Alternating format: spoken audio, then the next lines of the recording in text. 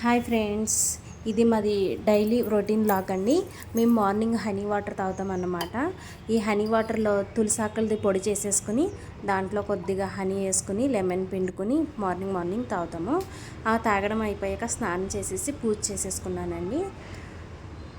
పూజ అయిపోయిన తర్వాత తులసమ్మ కాడ కూడా దండం పెట్టేసుకుని, అలాగే పిల్లలకి ట్యూషన్కి వెళ్తారు కదండి, సో వాళ్ళకి లేట్ అవుతుందని చెప్పేసి గబగబా చేసేసుకుని వాళ్ళకి రెడీ చేస్తున్నాను అనమాట.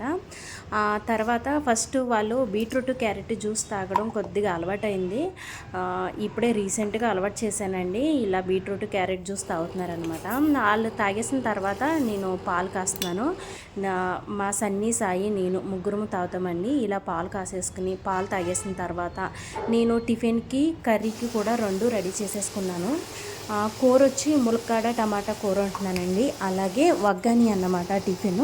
ఈ వగ్గాని చాలా మందికి తెలియదండి. మా కర్ణాటకలో బాగా తింటాం మేము వగ్గాని, మా ఫేవరెట్ అది. సో అలాగా ఈ రెండు చేస్తా. పిల్లలకి స్నాక్స్ బాక్స్ కూడా రెడీ చేస్తున్నాను. వాళ్ళకి 11:30కి అలాగా స్నాక్స్ టైం అంటండి. సో వాళ్ళకి స్నాక్స్ బాక్స్ పెట్టేస్తున్నాను.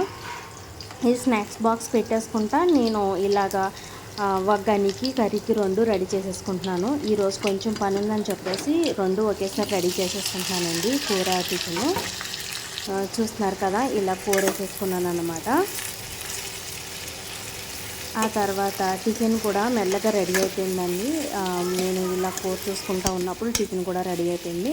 పిల్లలకైతే టిఫిన్ పెట్టేసి వాళ్ళకి టిఫిన్ తినిపించేసిన తర్వాత జల్లేసేసి ట్యూషన్కి అయితే పంపేసిన తర్వాత నేను కూడా టిఫిన్ వగ్గాని పెట్టుకుని తినేసాను.